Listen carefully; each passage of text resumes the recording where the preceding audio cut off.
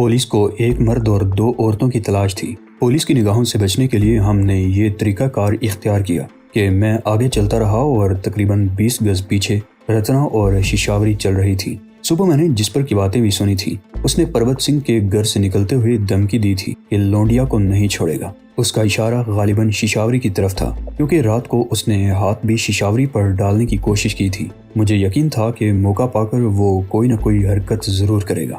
اگرچہ پروت سنگھ کے مکان پر واپس آنے کا ہمارا کوئی ارادہ نہیں تھا، لیکن آج ہر صورت میں کوئی نہ کوئی محفوظ ٹھکانہ تلاش کرنا تھا۔ مجھے راستوں کا کوئی اندازہ نہیں تھا۔ ہم مختلف سڑکوں پر گھومتے رہے۔ میں وقفے سے پیچھے مڑ کر بھی دیکھ لیتا تھا اور پھر یہ دیکھ کر چونک گیا کہ 2 آدمی رتنا اور ششاوری کا پیچھا کر رہے تھے۔ میں انہیں 1-2 مرتبہ پہلے بھی دیکھ چکا تھا، مگر زیادہ توجہ نہیں دی۔ اب مجھے یقین کر لینا پڑا کہ وہ رتنا اور ششاوری ہی کا پیچھا کر رہے تھے۔ وہ دونوں صورتوں ہی سے چٹے ہوئے بدماش لگتے تھے۔ مجھے اندازہ لگانے میں دشواری پیش نہیں آئی کہ وہ رتنا اور ششاوری کو اکیلی سمجھ کر ان کے پیچھے لگے تھے اور انہیں ابھی تک کچھ کرنے کا موقع نہیں ملا تھا۔ ان غنڈوں کی کسی بھی وقت پٹائی کی جا سکتی تھی، لیکن اس میں مجھے بھی مداخلت کرنی پڑتی۔ معاملہ سنگین نوعیت اختیار کر جاتا تو بات پولیس تک پہنچ سکتی تھی اور اس طرح مزید گڑبڑ ہونے کا اندیشہ تھا۔ اس لیے میں نے سوچا کہ ان غنڈوں سے الجھے بغیر نکلنے کی کوشش کی جائے۔ مجھے کسی ایسی جگہ کی تلاش بھی تھی جہاں ہم تینوں اکٹھے ہو سکیں۔ شہر میں پولیس اگرچہ اپنی سرگرمیوں میں مصروف تھی، لیکن ہمیں ابھی تک کسی پریشانی کا سامنا نہیں کرنا پڑا تھا۔ لیکن پھر اچانک ہی یوں لگا جیسے شہر میں بھونچال آ گیا ہو۔ پولیس کی گاڑیاں تیزی سے ادھر ادھر دوڑتی نظر آنے لگی۔ آگے ایک چوراہے پر پولیس کی ایک پارٹی نے گاڑیوں کی چیکنگ شروع کر دی تھی۔ بعض راہگیروں کو بھی روک کر پوچھ گچھ کی جا رہی تھی۔ میں ناریل کا پانی بیچنے والے ایک ٹھیلے کے پاس رک گیا۔ ٹھیلے والے نے ایک ناریل میں سٹرا لگا کر میرے ہاتھ میں تھما دیا۔ میں وہیں کھڑا چسکیاں لینے لگا۔ اس دوران رتنا اور ششاوری بھی وہاں پہنچ گئیں۔ انہیں یقیناً پیاس لگ رہی تھی۔ وہ بھی ایک ناریل لے کر قدرے الگ ہٹ کر کھڑی ہو گئیں۔ یہ دونوں تمہارے ساتھ ہیں؟ ٹھیلے والے نے پوچھا۔ نہیں، میں نے نفی میں سر ہلا دیا۔ ارے گھبراتے کیوں ہو بایا؟ ان دونوں لونڈیوں کے پیسے ہم دیں گے۔ یہ آواز سن کر میں نے گردن گھمائی۔ وہ دونوں گنڈے ٹھیلے کے قریب پہنچ گئے تھے اور یہ جملہ لمبے بالوں والے نے کہا تھا، جس کے باہر نکلے ہوئے دانت بالکل پیلے ہو رہے تھے اور فاصلہ ہونے کے باوجود اس کے منہ سے بدبو آ رہی تھی۔ وہ دونوں بھی ناریل لے کر پینے لگے۔ اس دوران پولیس والے اس طرف نکل آئے۔ ششاوری ناریل پی چکی تھی۔ اس نے ٹھیلے والے کو پیسے دینا چاہے تو لمبے بال والے نے اس کا ہاتھ پکڑ لیا۔ ارے رہنے دو، تمہارے پیسے ہم دے دیں گے، وہ دانت نکالتے ہی بولا۔ چھوڑو میرا ہاتھ، ششاوری اغرائی۔ یہ ہاتھ تو اب کوئی نہیں چھڑا سکتا جانے من، وہ ڈٹائی سے بولا۔ اس نے اپنے پیچھے پولیس والوں کو نہیں دیکھا تھا۔ میرا فی الحال مداخلت کرنے کا کوئی ارادہ نہیں تھا، اس لیے خاموش کھڑا ناریل کے پانی کی چسکیاں لیتا رہا۔ ششاوری ایک بار پھر غرائی اور اچانک ہی دوسرے ہاتھ سے اس غنڈے کے منہ پر تھپڑ رسید کر دیا۔ ابے تیری تو! اس غنڈے کے منہ سے ایک غلیظ گالی نکلی۔ اے کیا ہو رہا ہے؟ یہ آواز سن کر اس غنڈے نے پیچھے گردن گھمائی اور پولیس والوں کو دیکھ کر اس کی حواس سرک گئی۔ اس نے ششاوری کا ہاتھ چھوڑ کر ایک طرف دوڑ لگا دی۔ دوسرا ساتھی بھی بھاگ کھڑا ہوا۔ ایک پولیس والا ان کے پیچھے لپکا، لیکن وہ دونوں ہوا ہو گئے۔ تم لوگ کون ہو؟ تمہارے ساتھ کون ہے؟ دوسرے پولیس والے نے ششاوری کو گھورا۔ گاؤں سے آئی ہوئی ہیں، سودا لینے کے لیے۔ ہمارے ساتھ کوئی مرد ہوتا تو ان حرام کے پلوں کو ہمارے قریب آنے کی ہمت نہ ہوتی۔ اس تھیلے میں کیا ہے؟ پولیس والا اب رتنا کی طرف متوجہ ہو گیا۔ اے، رتنا نے گھورا، ہم چور ہیں کیا؟ ہم سے سوال جواب کر رہے ہو؟ ان حرام کے پلوں کو تو پکڑ نہیں سکے، تم کو لے جا کر بند کر دوں گا۔ جانے بھی دو حکم۔ میں نے اس پولیس والے کو بازو سے پکڑ لیا اور اسے ٹھیلے سے آگے لے گیا۔ ایک تو تم ان غنڈوں کو پکڑ نہیں سکے جو ان کے ساتھ زیادتی کی کوشش کر رہے تھے، اوپر سے ان بیچاری عورتوں کو دمکا رہے ہو۔ پولیس والے نے گھور کر میری طرف دیکھا۔ وہ شاید میرے لہجے سے مروب ہو گیا تھا۔ سر جھٹک کر رہ گیا۔ ویسے یہ معاملہ کیا ہے حوالدار؟ ایک دم پولیس کی بھاگ دوڑ کیوں مچ گئی ہے؟ میں نے پوچھا۔ آتنکوادی گھس آئے ہیں اس شہر میں، پولیس والے نے جواب دیا، اور پھر اس نے جو انکشاف کیا وہ خاصا سنسنی خیز تھا۔ اس پولیس والے کے کہنے کے مطابق سارسکا سے فرار ہونے والے دہشت گرد جنگل میں گھس گئے تھے۔ پولیس کی ایک پارٹی بھی ان کے تعاقب میں تھی۔ دوسرے روز پولیس پارٹی اور دہشت گردوں کا آمنا سامنا ہو گیا۔ دہشت گردوں نے، جن میں ایک مرد اور 2 عورتیں شامل ہیں، کسی طرح تینوں پولیس والوں پر قابو پا لیا۔ انہوں نے پولیس والوں کو بے ہوش کر کے ان کی وردیاں پہن لی اور ان کی جیپ لے کر فرار ہو گئے۔ وہ تینوں پولیس والے آج صبح کسی نہ کسی طرح جنگل سے نکل آنے میں کامیاب ہو گئے۔ جنگل سے 2-3 کوس دور بون پور نامی بستی کے قریب کھیتوں میں ایک کٹیا میں انہیں پولیس کی تینوں وردیاں مل گئیں۔ وہ لوگ بستی میں داخل ہوئے۔ بستی والوں نے انہیں آتنکوادی سمجھ کر پکڑ لیا۔ وہ یقین دلانے کی کوشش کرتے رہے کہ وہ پولیس کے آدمی ہیں، مگر بستی والوں نے ان کی ایک نہیں سنی اور مار پیٹ کر رسیوں سے باندھ دیا اور کوٹ پتلی کے تھانے میں اطلاع کر دی۔ پولیس کی ایک پارٹی فوراً ہی بون پور پہنچ گئی۔ تب وہاں ایک اور انکشاف ہوا۔ گاؤں کے مکھیا نے بتایا کہ 2 دن پہلے 2 عورتیں اور ایک مرد پولیس کی وردی میں پولیس کی جیپ پر جنگل سے برآمد ہوئے تھے۔ انہوں نے مکھیا کو بتایا کہ وہ جنگل میں ڈاکوؤں کا تعاقب کر رہے تھے اور پھر ساری بات کھل گئی۔ مکھیا نے بتایا کہ وہ ان لوگوں کو کوٹ پتلی میں اپنے بھائی کے گھر چھوڑ گیا تھا۔ پولیس نے اس کے بھائی پربت سنگھ کے گھر پر چھاپا مارا، جس نے یہ انکشاف کیا کہ وہ لوگ 2 گھنٹے پہلے ہی یہاں سے نکلے ہیں۔ پولیس نے پربت سنگھ کو بھی حراست میں لے لیا ہے اور شہر بھر میں ان تینوں کو تلاش کیا جا رہا ہے، ایک مرد اور 2 خوبصورت عورتیں۔ ہم بھی انہی کی تلاش میں ہیں بایا، وہ پولیس والا کہہ رہا تھا۔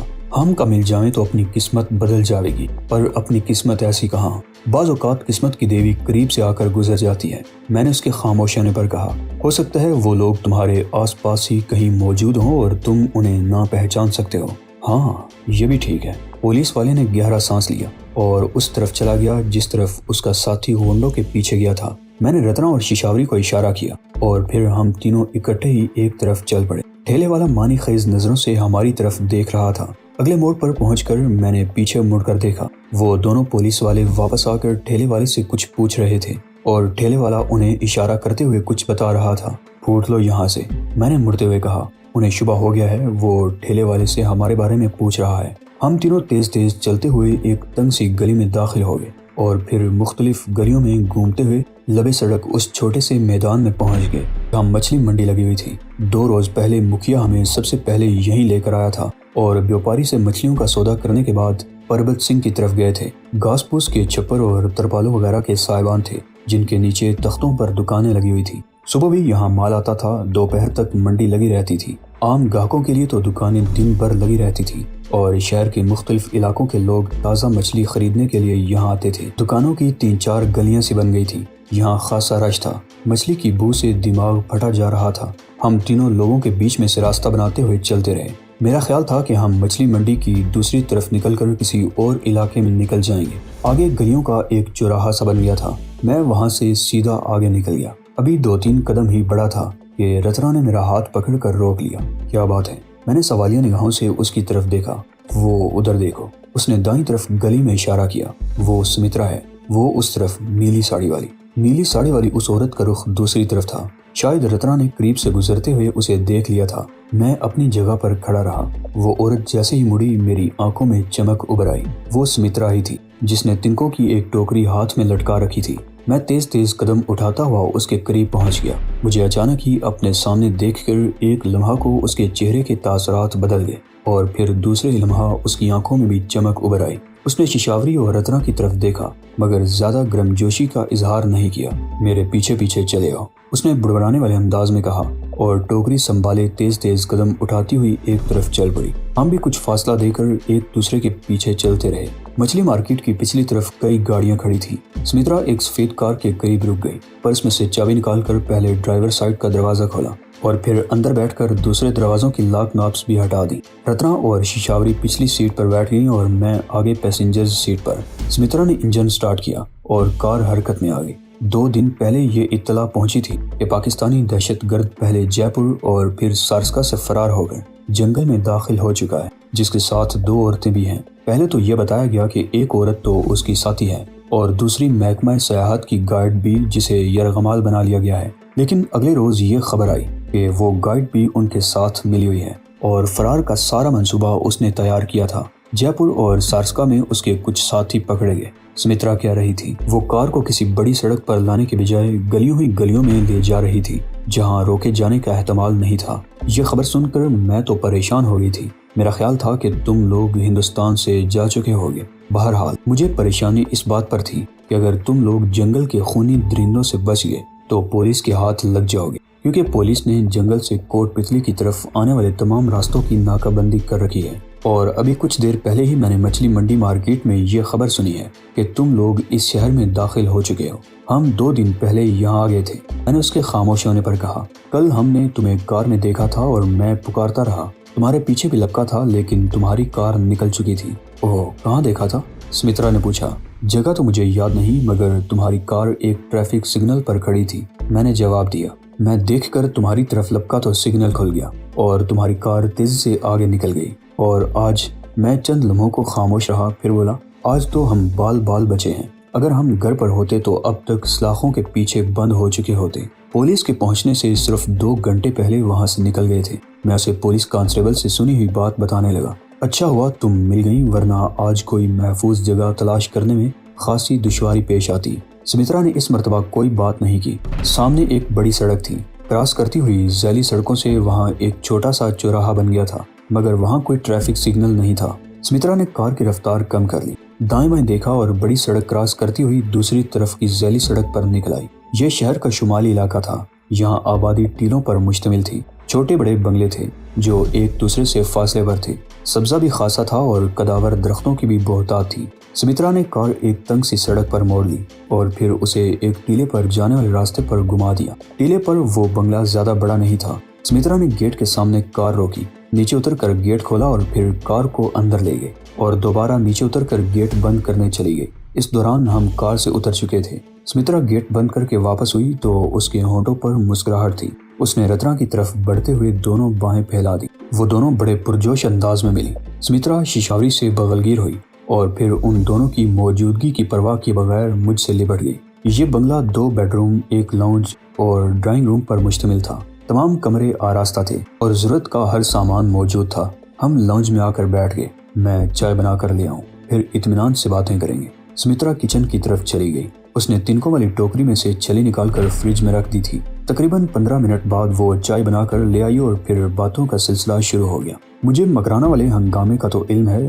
अखबार में पढ़ा था। उसके बाद कोई बात मालूम नहीं हुई। मेरा ख्याल था कि तुम लोग हिंदुस्तान से निकल चुके हो, लेकिन तुम लोगों को अपने पास देखकर मुझे कितनी हैरत, कितनी खुशी हो रही है, इसका तुम अंदाजा नहीं लगा सकते। सबसे ज्यादा खुशी इस बात की है कि बेला को तुम लोगों ने तिगनी का नाच नचा रखा है। बहरहाल मैं मकराना के बाद के हालात सुनना चाहती हूँ। इसके बाद तुम लोग कहाँ गायब हो गए थे? हम किसी न किसी तरह जयपुर पहुँचने में कामयाब हो गए थे, जहाँ शिशावरी से हमारी मुलाकात होगी। मैंने शिशावरी की तरफ इशारा किया और फिर उसे अब तक के वाकयात बताने लगा। आखिर में कह रहा था, तुम जानती हो रत्ना ने मेरा किस तरह साथ दिया था। और फिर शिशावरी, अगर जयपुर में हमें इसके वहाँ पनाह न मिलती तो हमारे लिए बहुत सी परेशानियां पैदा हो सकती थी। हमारी वजह से ये भी अपनी जान को खतरे में डाले हुए है। बहरहाल हमें तुम्हारी याद भी आती रही। मैं और रत्ना अक्सर तुम्हारा जिक्र करते रहते थे। मुझे ये भी अंदेशा रहा कि तुम कहीं बेला के हत्थे न चढ़ गई हो। एक मर्तबा ऐसा हुआ था। स्मित्रा ने मुस्कुराते हुए कहा, यह तुम लोगों के माउंट एव से फरार के तकरीबन 2 हफ्ते बाद की बात है। बेला मेरे घर, मेरा मतलब है उस बंगले में पहुंच गई थी जहां तुम लोग मुझे छोड़ कर आए थे। ओह, मेरे मुंह से बेइख्तियार निकला। फिर क्या हुआ? वो 2 घंटों तक मुझसे सवाल जवाब करती रही। मैं कौन हूँ, क्या करती हूँ, मेरे साथ और कौन है, मेरे अखराजात कहाँ से पूरे होते हैं। मैंने साफ साफ कह दिया कि बेवा हूँ, तवाइफ हूँ, मगर बाजार में नहीं बैठती। मैं ग्राहकों को इस बंगले में ले आती हूँ, वही ग्राहक मेरा खर्चा पूरा करते हैं। और इस बंगले के बारे में भी पूछती रही। मैंने कह दिया कि मुझसे पहले यहाँ एक और बेवा रहती थी जो 2 हफ्ते पहले जोधपुर चली गई। बंगले के मालिक से अभी मेरा आमना सामना नहीं हुआ। पहली तारीखों पर किराया लेने आएगा तो मुझे भी पता चल जाएगा कि मालिक कौन है। वो चंद लम्हों को खामोश हुई, फिर बात जारी रखते हुए कहने लगी। उसने घूम फिर कर बंगले का मुआयना किया, दीवारों और फर्श को ठोंक बजाकर भी देखा। उसे शायद शुबा था कि इस बंगले का पंडित बीरू वाले बंगले से ज़ेरे ज़मीन कोई नाता हो सकता है। उसने बीरू वाले बंगले के बारे में भी बहुत सवाल किए, लेकिन मैं इनकार करती रही। मुझे नहीं पता कि वहाँ कौन लोग रहते हैं। स्मित्रा एक बार फिर खामोश हो गई और फिर कहने लगी, मुझे शुबा था कि उसको मुझ पर शक हो गया है। मैंने बीरू के बंगले से निकाली जाने वाली रकम और जेवरात तय खाने में छुपा रखे थे। मुझे शुबा था कि बेला ने मेरे बंगले की निगरानी भी शुरू करा दी है। चुनांचे मैंने ऐसी हरकतें शुरू कर दी जो मुझे नहीं करनी चाहिए। मैं रोजाना शाम को बंद समर कर शहर के बाहरों और महंगे इलाकों में निकल जाती। बड़े होटलों और क्लबों में ऐसे लोगों की कमी नहीं जिनकी मुझे तलाश रहती। दौलतमंद बूढ़े जो अंदर से बिल्कुल खोखले हो चुके थे, मैं उन्हें फांस कर बंगले पर ले आती। वो शर्मिंदा होकर रात गुजारते और सुबह सर झुकाकर चले जाते। मैं उनकी जेबों से कुछ न कुछ रकम निकलवा लेती, हालांकि मुझे रकम की जरूरत नहीं थी। बेला ने ऐसे 2-3 आदमियों को पकड़कर पूछ-गुछ भी की। वो उसके अलावा कुछ नहीं बता सकते थे कि अपनी रकम गंवा कर आ जाते हैं। इस दौरान मेरी मुलाकात रूप सिहाय नामी एक शख्स से हुई। 60 سے اوپر اور بہت دولت مند آدمی ہے۔ جے پور میں بڑی لمبی چوڑی پراپرٹی ہے۔ یہاں کوٹ پتلی کے نواح میں اس کی زمینیں ہیں جہاں مرچیں کاشت کرتا ہے۔ دیکھنے میں اس کی صحت اگرچہ قابل رشک ہے مگر اندر سے بالکل کھوکھلا ہو چکا ہے۔ اسے پہلی مرتبہ میں نے 2 سال پہلے پنڈت بیرو کے مندر میں دیکھا تھا۔ پنڈت بیرو اسے عورتیں سپلائی کرتا تھا۔ اس روز میں نے اسے ایک بڑے ہوٹل میں دیکھا۔ وہ حسب معمول سیر و تفریح کے لیے ماؤنٹ آیو آیا ہوا تھا۔ اس وقت اس کے ساتھ ایک ادھیڑ عمر عورت بھی بیٹھی ہوئی تھی۔ میں بھی بے تکلفی سے اس میز پر بیٹھ گئی۔ روپ سہائی نے مجھے دیکھ کر اس عورت کو بھگا دیا اور پھر میں اسے بنگلے پر لے آئی۔ اس نے رات میرے پاس گزاری مگر میں نے اسے کوئی طعنہ نہیں دیا اور پھر وہ روزانہ میرے پاس آنے لگا۔ اس نے مجھے پیشکش کی کہ اگر میں اس کی رکھیل بننا قبول کر لوں تو وہ ہر مہینے مجھے ایک معقول رقم دیا کرے گا۔ میں ماؤنٹ آیو سے نکلنا چاہتی تھی۔ میں نے فوراً حامی بھر لی۔ اس کی وجہ یہ بھی تھی کہ بیلا نے پنڈت بیرو والے بنگلے میں کھدائی شروع کروا دی تھی۔ اسے اگرچہ پنڈت بیرو کے خزانے کی تلاش تھی لیکن مجھے اندیشہ تھا کہ اگر کھدائی کے دوران وہ سرنگ دریافت ہو گئی تو میری بھی خیر نہیں۔ روپ سہائی کی وجہ سے مجھے وہاں سے نکلنے کا موقع مل رہا تھا اور میں نے اسے پورا فائدہ اٹھایا۔ میں نے تمام نقدی اور زیورات ایک سوٹ کیس میں پیک کر کے ان پر اپنے چند جوڑے کپڑوں کے ڈال دیے اور روپ سہائی ہی کی گاڑی میں وہاں سے نکل آئی۔